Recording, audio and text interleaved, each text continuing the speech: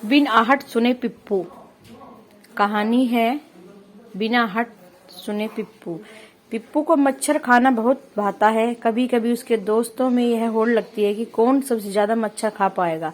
आखिर उसके जैसे चमगादड़ों के लिए कीट पतंग पकड़ना इतना आसान कैसे हो सकता है। डॉक्टर इला कहती है कि प्रतिध्वनि की सहायता से वे आसानी से ऐसा कर पाते हैं। वे नन्हे पिप्पू को बता रही है इसके बारे में। आइए हम जानते हैं और सुनते हैं कहानी को। कहानी में क्या बता रही है डॉक्टर साहिबा पिप्पू को। चलिए हम आते हैं अपनी प्यारी सी पिप्पू की कहानी पर। आज रात ठंड बढ़ रही थी, लेकिन पिप्पू का घर लौटने का मन नहीं था। फिर जैसे ही उसने उसके दोस्तों को मंदरा और बेडोनी ने गली के बिजली के खंभे के आसपास चक्कर लगाया तो उसकी आंखें चमक उठी। हल्की बारिश में बिजली के बल पर पतंगे मना रहे थे।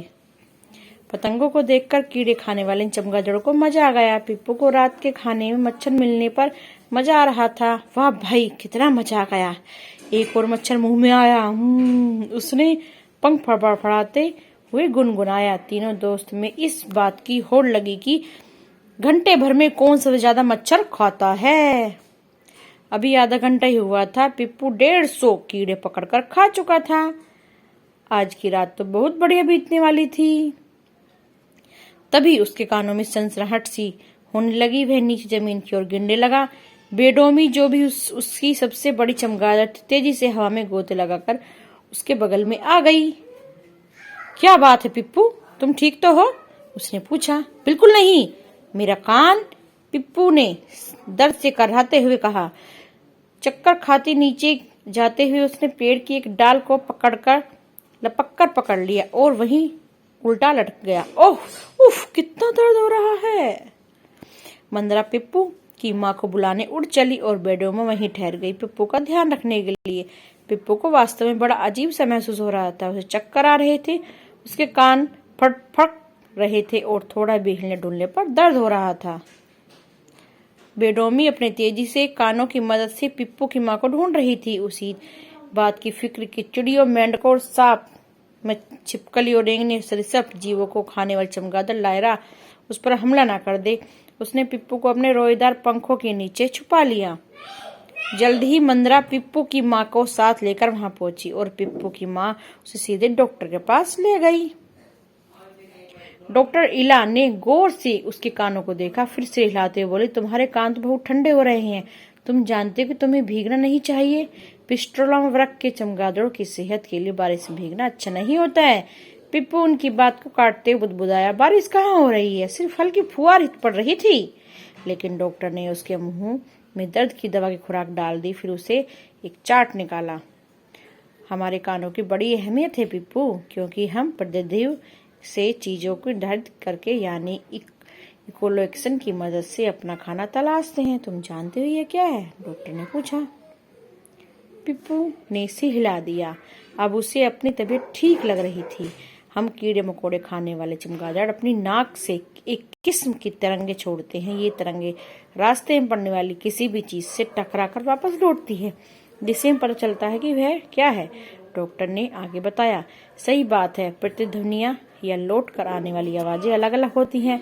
अगर उनसे पता चलता है कि सामने कोई कीड़ा है तो उसे पकड़कर खा जाते हैं, लेकिन अगर सामने कोई पेड़ या दीवार होती है तो हम बिना उसके टकराए बच कर निकल सकते हैं। पिप्पू चहकते हुए कहा।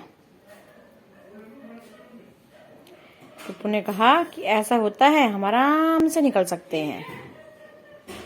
अम्मा कहती कि हमारे कान रडार की तरह काम करते हैं, पिप्पू ने जोश में कहा। अब उसका दर्द गायब हो चुका था और उसे यह जानकारी मजेदार लग रही थी। हाँ, डॉक्टर इला ने कहा, इंसान हवाई अड्डों, पानी जहाजों, पनडुब्बियों में रडार का इस्तेमाल करते हैं। हम अपने कानों को भोजन तलाशने के लगाते हैं। हमारे कान और नाक इतने तेज होते हैं कि हमें देखने की जरूरत नहीं पड़ती है। तभी तो हमारी आंखें छोटी छोटी होती हैं। हमें बड़ी आंखों की कोई जरूरत नहीं होती है। क्या इसलिए जब हम उनके करीब जाते हैं इंसानों की चीख निकल जाती है? वे सोचते हैं कि हमें दिखाई नहीं देता, कहीं हम उनके बालों में उलझ ना जाएं। हा हा हा, शुक्रिया, डॉक्टर पिप्पू ने कहा। कोई बात नहीं पिप्पू, अब जरा ध्यान से रखना और आज रात का शिकार मत करना। निकलना बाहर भी में मच्छर पकड़ने के लिए अपने पहले रिकॉर्ड को तोड़ने के लिए कल ही जा सकते हो, डॉक्टर इला ने हंसते हुए बोली। पिप्पू और मंदरा। पिप्पू मंदरा छोटा आकार का चमगादड़ है। इनके वैज्ञानिक नाम पिस्ट्रेला टीनियस और पिस्ट्रेला कोरोमेंड्रा। ये दोनों ही किस्म के चमगादड़ इंसान के करीब रहते हैं।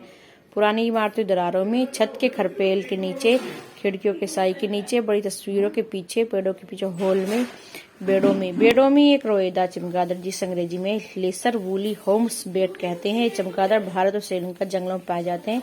इनका वैज्ञानिक नाम राइनोलोप्स बेडोनी है। लायरा। लायरा को वैज्ञानिक मेडो लायर नाम जाना जाता है। चमगादड़ इस प्रकार का पता 6 और नकली वेयर भी कहा जाता है। ये मांसाहारी होते हैं। डॉक्टर इला। स्टिला वर्ग की सभी चमगादड़ प्रतिनिधित्व करती हैं। ये डॉक्टर इला है। नहीं सुनाई देती हमें इनकी आवाज। चमगादड़ ऐसी तीखी आवाजें निकालते हैं जिनसे इंसान नहीं सुन सकते। वैज्ञानिक इनके पुकार कंप्यूटर के जरिए सुनने के लिए विशेष यंत्र का उपयोग करते हैं। चमगादड़ों की आवाज ठोस चीजों से टकरा कर लौटती है। इससे प्रतिध्वनि पैदा होती है। ठीक पीपू की तरह पनडुब्बी में लगे रडार की प्रतिध्वनियों की मदद से उन्हें पानी के अंदर अपने रास्ते में पड़ने वाली चीजों का पता चलता है। समुद्र के पानी की आवाज में हमें मुकाबला 4 गुना तेज सुनाई देती है। हैरत डालने वाली बात यह है कि जिन लोगों की आंखों की रोशनी चली गई, उनमें से कुछ लोगों की सुनने की शक्ति का प्रयोग करने की क्षमता बढ़ जाती है और वह भी अपनी आवाज के प्रतिध्वनि की मदद से रास्ता खोज लेते हैं।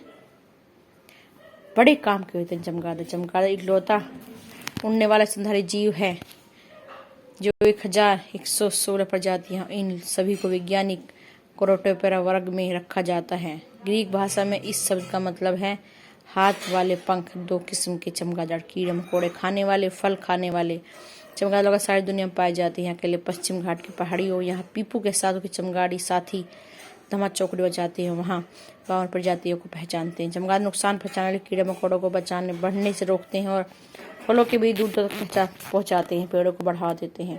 दुर्भाग्य चमगादड़ का वजूद खतरे में है। इसकी वजह से ही है लोग समझते हैं कि चमगादड़ नुकसान पहुंचाते हैं, जबकि ऐसा नहीं है। जिन जीवों को विलुप्त होने का खतरा है, वैज्ञानिक उन्हें रेड स्टेंट लिस्ट नाम में डाल देते हैं, उन्हें बचाने का उपाय करते हैं।